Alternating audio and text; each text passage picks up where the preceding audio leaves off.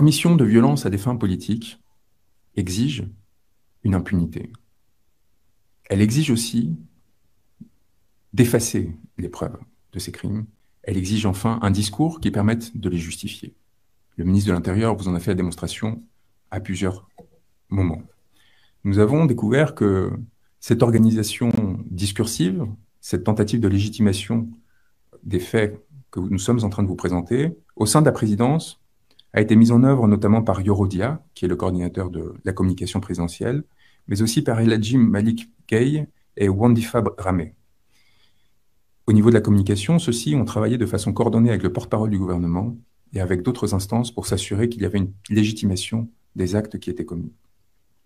Au niveau de l'organisation de l'impunité, le rôle évidemment d'Ousmane Khouma, qui est notamment important comme conseiller juridique du président de la République dans l'organisation de la légitimation du troisième mandat, mais qui est aussi important, a un rôle cardinal dans la désignation des magistrats, pour s'assurer que les procureurs, que les juges n'enquêtent pas, et pour s'assurer que les enquêtes qui sont lancées n'aboutissent pas. Car il y a encore au Sénégal des magistrats et des fonctionnaires courageux qui essayent de faire la vérité, mais ce que l'on a vu et ce qui a été établi, c'est que depuis mars 2021, aucun des événements, je dis bien aucun des événements qui sont constitutifs de crimes n'ont fait l'objet, sinon de poursuites, du moins de procédures étant arrivées à leur terme, plus de 26 mois après les faits, ce qui nous amène aujourd'hui à mettre en œuvre la présente saisine. Nous en arrivons maintenant à l'organisation de l'appareil répressif. Une fois que vous avez les moyens, une fois que vous avez organisé les conditions qui vous permettent de vous assurer que cela pourra se dérouler, il faut que cela arrive. Et nous avons évidemment, à ce titre, nos deux principaux suspects, les personnes les plus importantes dans la commission de ces crimes et encourant la plus lourde responsabilité. M. Antoine Félix Diome, ministre de l'Intérieur, et M. Moussa Fall.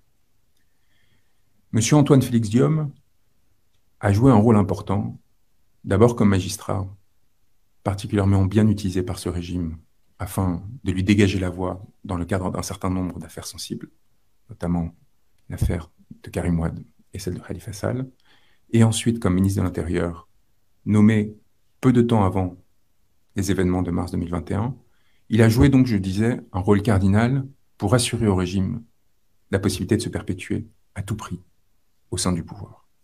Monsieur Antoine Félix Diome a tenté en mars 2021, comme entre les mois de mars 2023 à juin 2023, de prétendre que des forces occultes étaient responsables des crimes qui étaient commis au Sénégal. Cela, en soi, est constitutif d'une participation de crime à un crime contre l'humanité, pour la raison simple qu'il s'agit non seulement évidemment d'un mensonge, mais d'une tentative de légitimer et de masquer la commission de ces crimes.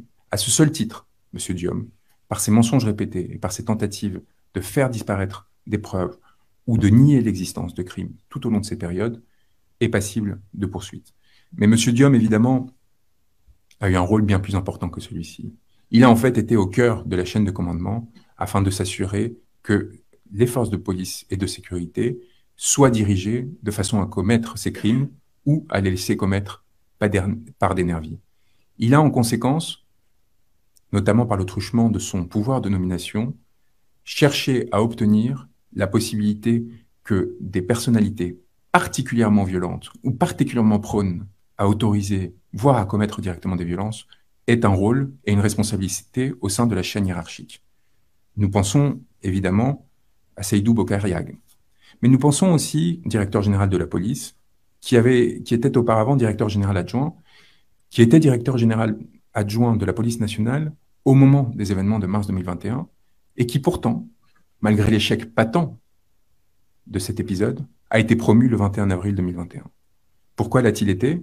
Était-ce parce que Ousmane Sy refusait de continuer son prédécesseur sur la voie qui était proposée par le régime? Cela, ce sera aux enquêteurs de le déterminer. Il y a évidemment Amadou Amadi Lam, directeur du groupement mobile d'intervention lors des événements de mars 2021. Monsieur Ndiaga Diop, son successeur. Masserine Faye, commandant de la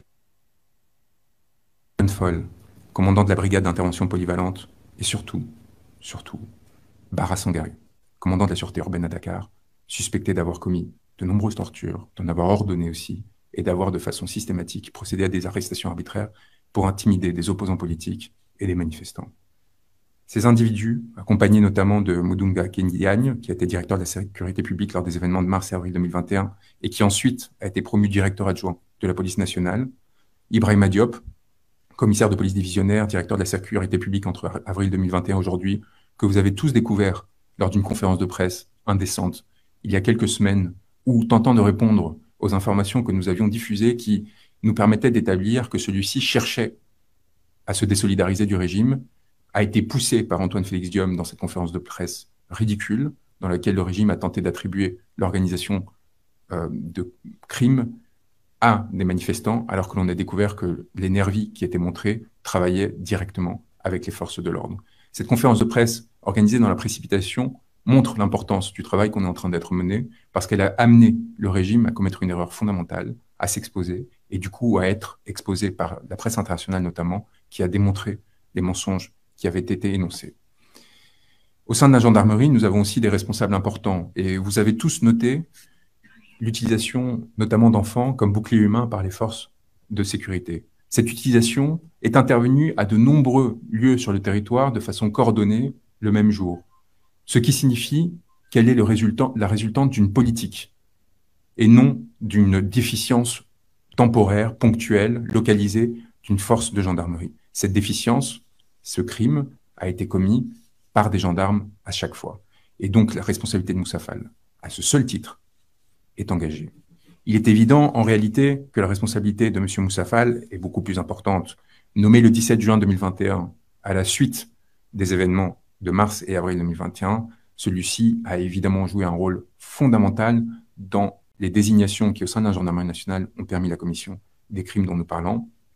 Nous avons identifié au sein de son cabinet des responsables, le chef de cabinet notamment, le colonel Pape Souleymane Cissé, mais aussi, évidemment, au-delà de son cabinet, de ses aides de camp, de ses adjoints en opération comme Pape Diouf, le chef du centre de renseignement cardinal comme Issa Diak ou Cheikh Sarr, évidemment le haut commandant en second, Tiakatia, qui était commandant de la gendarmerie mobile auparavant et qui a été promu en juillet 2021, encore une fois, dans la suite des répressions qui avaient été menées. À ses côtés, que ce soit le général Daouda Diop, le lieutenant-colonel surtout, Abdoum Bengue, ou Maguette Mbaye, Aliou Ndiaye et Omar Ndoye, nous avons au sein de la gendarmerie un certain nombre de personnes identifiées, notamment dans les légions de Dakar et de Casamance, qui auront à répondre de leurs actes un jour ou l'autre, et dont je rappelle, encore une fois, qu'ils seront confrontés à des accusations qui sont imprescriptibles, et donc à n'importe quel moment, en cas de changement de régime ou à l'étranger, dont ils auront à répondre. La chaîne hiérarchique des forces de sécurité, c'est très bien. Mais on a vu que dès le moment où la Cour pénale internationale a commencé à devenir un sujet au Sénégal,